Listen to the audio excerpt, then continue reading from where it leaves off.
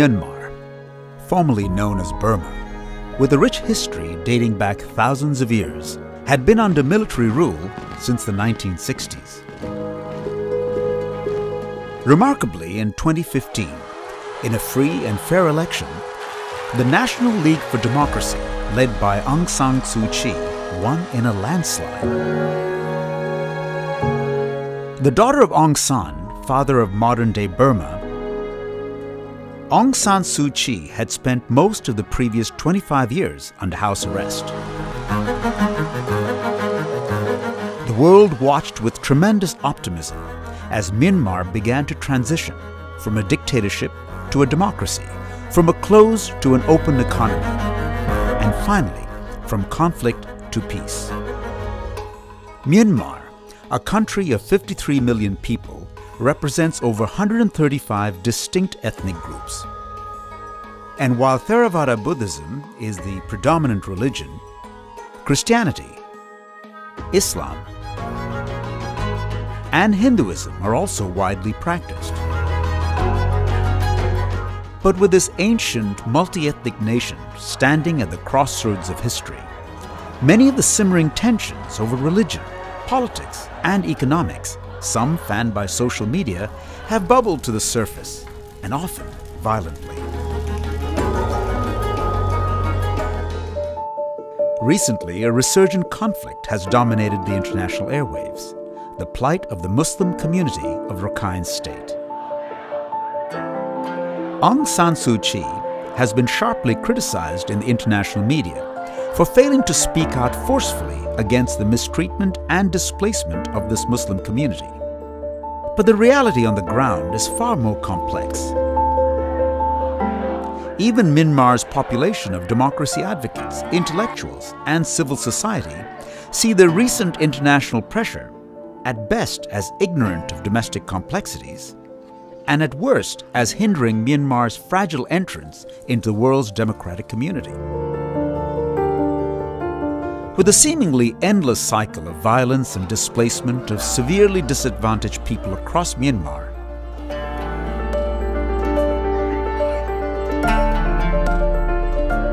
what can the international, religious, diplomatic, and aid community do to help Myanmar achieve peace and harmony?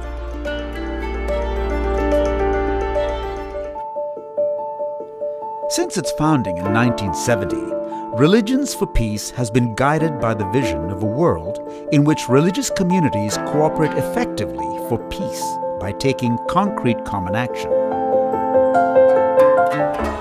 In June of 2012, religious communities across Myanmar, including the Rakhine Buddhist Organization, the Myanmar Council of Churches, the Catholic Church, the Hindu community, and the Islamic Center of Myanmar, came together to form Religions for Peace Myanmar.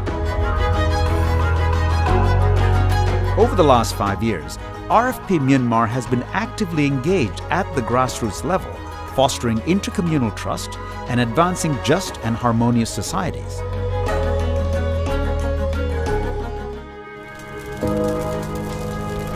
But as the violence continued to escalate, and with ever more excessive operations by security personnel, upwards of 700,000 mostly Muslim refugees poured into neighboring Bangladesh.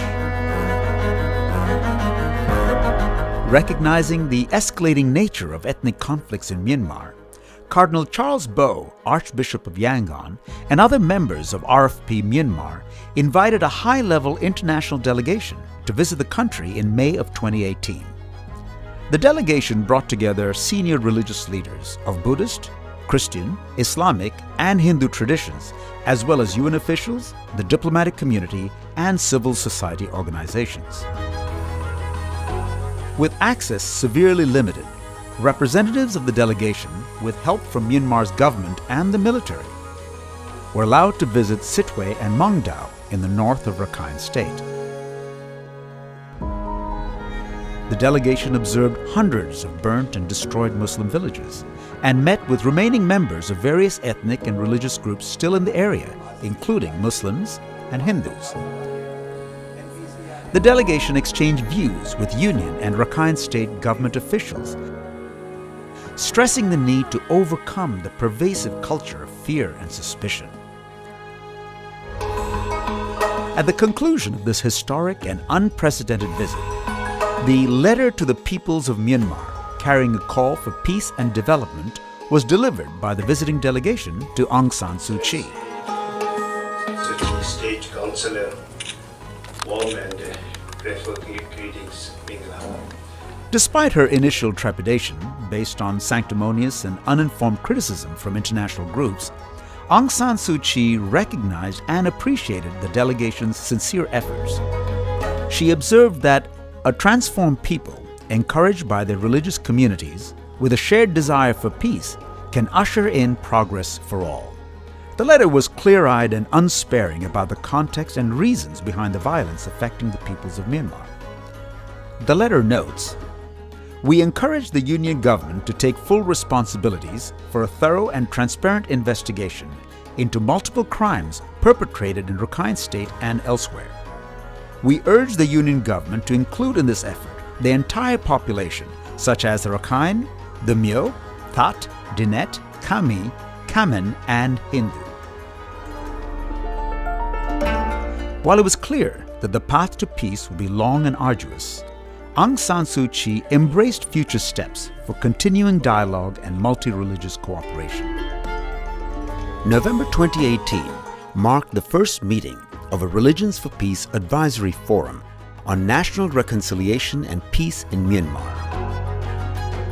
The forum brought together representatives of the Myanmar government, the military, parliamentarians from ruling and opposition parties, UN agencies, ASEAN, ICRC, international NGOs, national NGOs, religious leaders, and experts. Religions for Peace stands in solidarity with all peoples of faith and goodwill who proclaim that the forces that divide Myanmar will no longer hold sway over our shared desire for peace.